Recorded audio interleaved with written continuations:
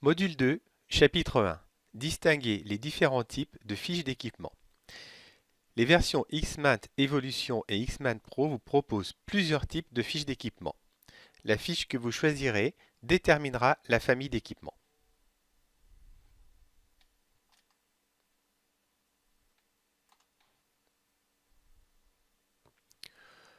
Voici les différents types de fiches disponibles.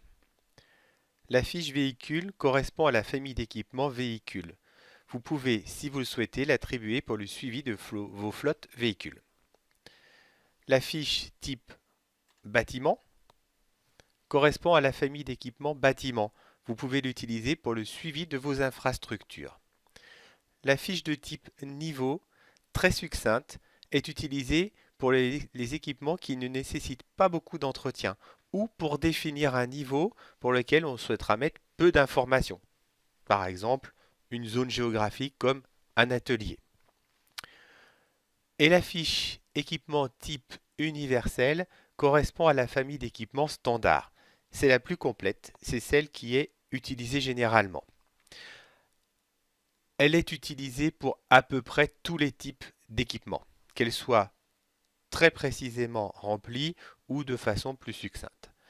Et la fiche auto-formation permet d'associer des vidéos de formation ou différents documents qui permettent de se former, comme on l'a vu dans le précédent chapitre.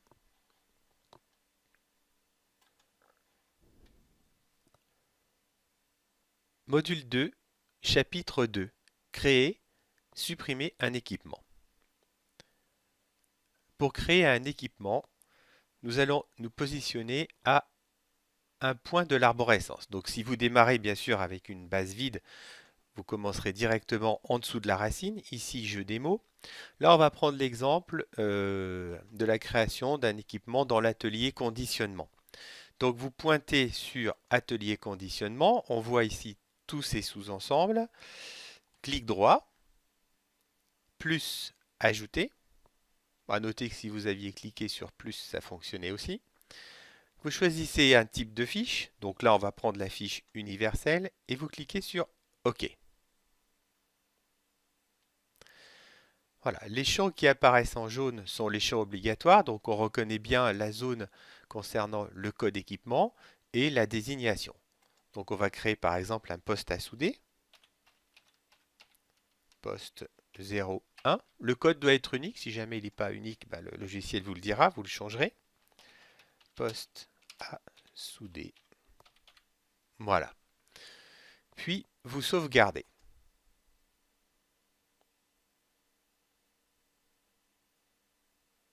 Voilà.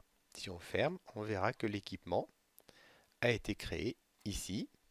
Pour visualiser la fiche de l'équipement, il suffit de cliquer sur Voir modifier, première solution. Ou alors, lorsque vous êtes sur l'atelier compresseur, sur l'atelier conditionnement, vous le voyez apparaître ici et vous avez juste à double-cliquer dessus. Votre équipement est créé. Donc ça peut être très simple.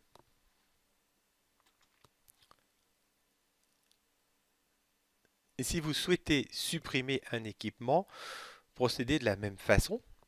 Vous sélectionnez l'équipement. Alors ici, en cliquant sur la croix, ou alors dans la liste ici, et alors vous le sélectionnez, vous cliquez sur la croix, ou vous faites un clic droit et supprimez.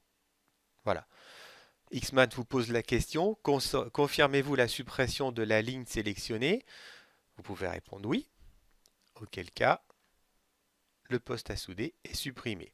Alors, bien sûr, cette fonction est accessible lorsqu'on est manager ou qu'on a les droits pour supprimer, créer et supprimer des équipements. Donc, c'est une question de profil, voire de paramétrage, si on veut être un petit peu plus précis.